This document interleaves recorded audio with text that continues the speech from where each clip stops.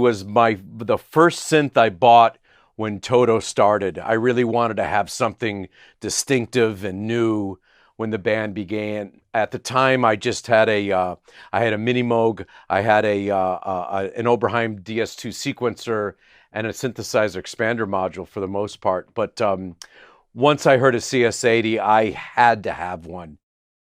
That brass sound, which has always been so important to me, from the original to the new one. Boy, they sound a lot alike to me. It was used on Human Nature, the bridge of Human Nature, when it goes.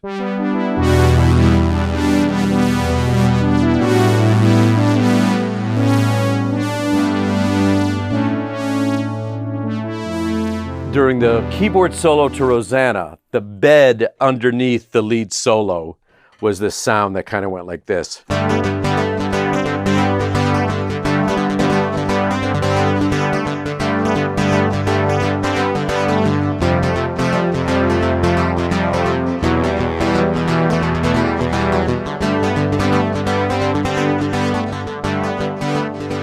I was in a band with a lot of guys that were just great players, and their parts and Taking It Back.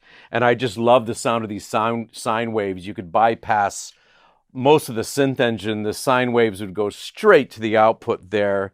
And I just added a little, I changed the footage here. We put one up a fifth, add a little portamento, and I had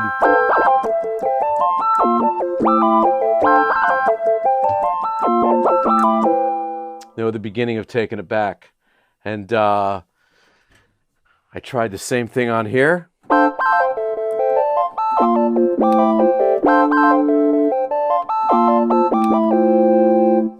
And it works. Not only was the poly aftertouch on just the brightness and the loudness, but if you really listen closely, you could control the poly aftertouch on the amount of modulation on the LFO and on the speed. And this is on the individual keys.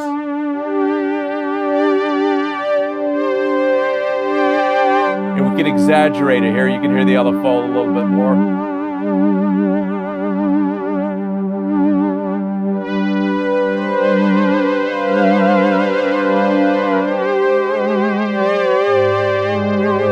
Of course, I would make it much more mellow and kind of.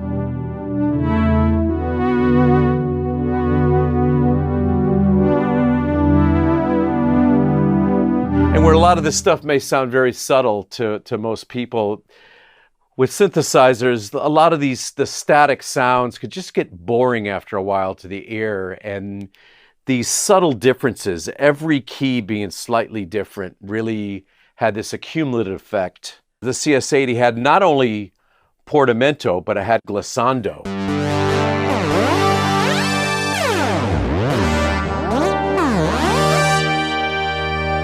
And jump up to notes like that. That was a very unique feature of the CS80. Because when I hear a sound, no matter how great it is, if I'm going to have a chance of using it in something, I usually want to get in there and have a handle on it. I want to know how do I control the speed of that LFO? How do I control that filter brightness on just this aspect of the sound? So it's never like a sample to me or just some standalone thing that I, would trigger. I usually can't help but want to get in there, and tweak.